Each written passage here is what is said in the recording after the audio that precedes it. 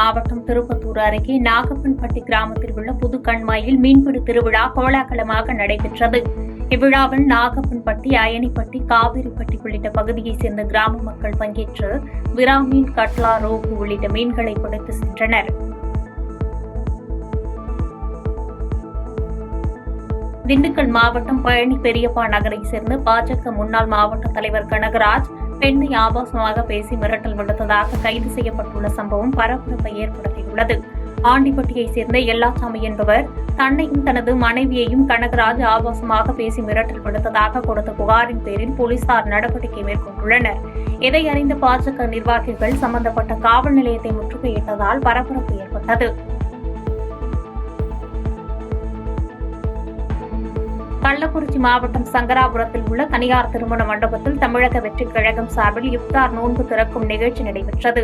தமிழக வெற்றிக் கழக மாவட்ட செயலாளர் பிரகாஷ் மற்றும் இணைச் செயலாளர் ராமு தலைமையில் நடைபெற்ற இந்நிகழ்ச்சியில் ஏராளமான தமிழக வெற்றிக் கழக நிர்வாகிகள் கலந்து கொண்டு சிறப்பித்தனர்.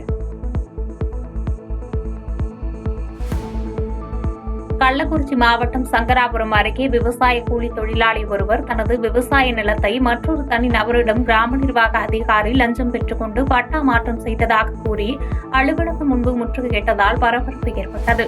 மேலும் கிராம நிர்வாக அலுவலரிடம் பாதிக்கப்பட்ட நபர் வாக்குவாதத்தில் ஈடுபட்டதைத் தொடர்ந்து அலுவலகத்தை போட்டுவிட்டு அதிகாரி அங்கிருந்து சென்றது சலசலப்பை ஏற்படுத்தியுள்ளது.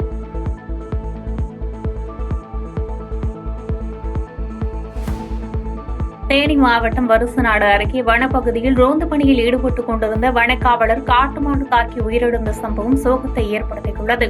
இச்சம்பவம் தொடர்பாக கடமலைக்குண்டு போலீசார் வழக்கு பதிவு செய்து விசாரணை நடத்தி வருகின்றனர். கோவை மாவட்டம் அன்னூர் அருகே வரதையம்பாளையத்திற்கு வைக்கோல் ஏற்றி வந்த லாரி மின்கம்பி உரசியதில் தீப்பற்றி எரிந்த சம்பவம் பரபரப்பை ஏற்படுத்தியது. தகவல் அறிந்து விரைந்து வந்த தீயணைப்புத் துறையினர் பொதுமக்கள் உதவியுடன் தீயை கட்டுக்குள் கொண்டு வந்ததால் பெரும் அசம்பாவிதம் தவிர்க்கப்பட்டது.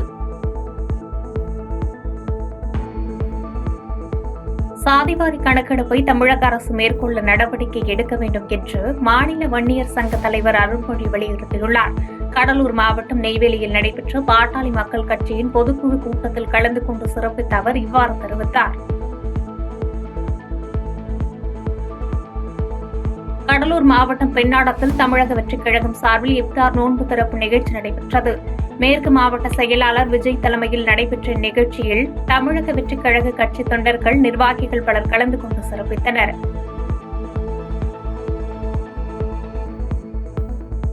விருதுநகர் மாவட்டம் அருப்புக்கோட்டை அருகே நடைபாதை பிரச்சினையின் காரணமாக இரு குடும்பத்தினர் ஒருவர் மீது ஒருவர் கற்கள் வீசி தாக்கிய சிசிடிவி காட்சிகள் சமூக வலைதளங்களில் வெளியாகி பரபரப்பை ஏற்படுத்தியுள்ளது.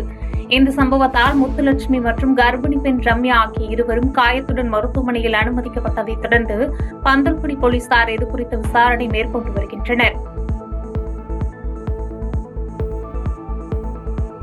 கடலூர் மாவட்டம் நெய்வேலியில் உள்ள தனியார் திருமண மண்டபத்தில் சமூக நலன் மற்றும் மகளிர் உரிமைத்துறை ஒருங்கிணைந்த குழந்தை வளர்ச்சிப் பணிகள் திட்டம் சார்பில் 100 கர்ப்பிணிகளுக்கு சமுதாய வளைகாப்பு விழா நடைபெற்றது.